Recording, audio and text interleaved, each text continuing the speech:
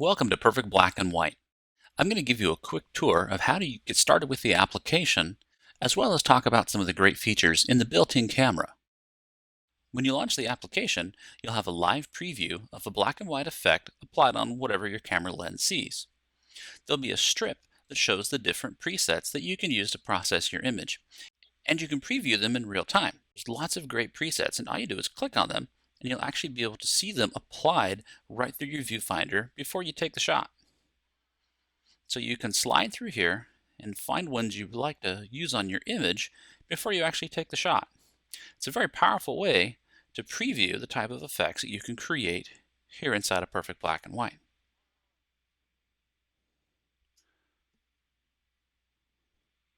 When you find a look that you like, simply press the fire button to take a picture.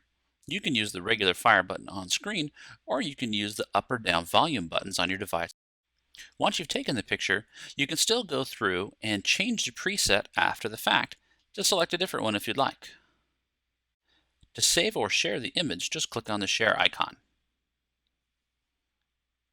From here, you can save it to your camera roll, or share it with Instagram, Facebook, Twitter, or send an email message. You can return to the camera just by tapping the camera icon. It'll warn you if you haven't saved the image. Now let's talk about some of the handy features of the built-in camera. At the top, you'll see a control where you can set the flash options. Normally, it'll fire automatically when it's needed, but just like the built-in camera app, you can set it to off, on, or automatic. And similar to the built-in camera app, on the right is a button which lets you switch cameras from either the front-facing camera for doing self-portraits or the rear-facing camera for high-resolution images. In the middle is the Options button. The Options view contains several controls that change the way the camera works.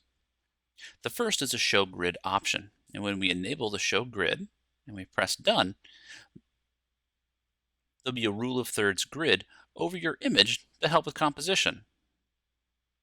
Let's jump back into the options and look at some of the others. There's also a control for the Volume Fire button. That means you can use the built-in up and down volume buttons on your device to fire the camera. The next option is called Keep Metadata. When this is enabled, we'll automatically store the information such as the camera make and model and your GPS location into the images. The last option is called Auto Save Color, and this will automatically save a color version of every image that you capture.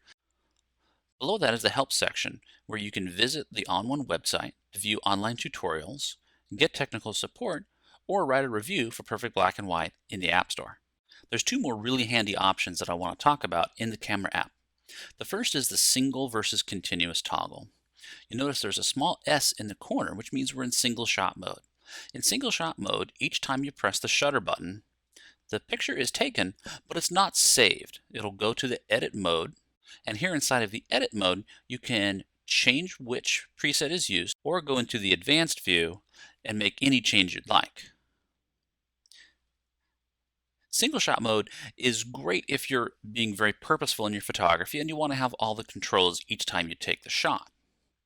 However, if there's a certain preset that you like to use and all you want to do is just take pictures, then I like to put it in continuous shooting mode. Just tap the S, it'll go to continuous shooting, and now each time I press the shutter button, it'll just take a picture just like what I see through the viewfinder with whatever preset I've selected. So if I select the vintage preset, that's what I want to shoot with, and I'm just walking around town. Each time I tap the shutter button, it'll take a picture with that preset applied. You'll notice down in the bottom right-hand corner in the photo well, there's a little number that shows how many images you've shot. So if I was to fire several pictures quickly, those images will stack up before they're saved to my camera roll. All right, still two more quick things I want to show you. You can always hide the preset strip just by swiping down to hide the preset strip and swiping up to reveal it. You can also tap on your image to control where the focus and exposure is taken. And if you tap and hold, you can lock that exposure. So for example, if I want to focus and set my exposure on the waterfall, all I do is tap and hold, and it will automatically set the focus and exposure for that spot. Whereas if I want it to be taken off the trees in the background, I can just tap and hold up on the trees instead, and it will refocus and reset the exposure based on that location. You can also use the pinch gesture to zoom in on your image. So if I want to, I can zoom in and take a magnified portion of just a small part of the image. All right, there you go. That's how to get started with Perfect Black and White for Apple iPhone and iPad.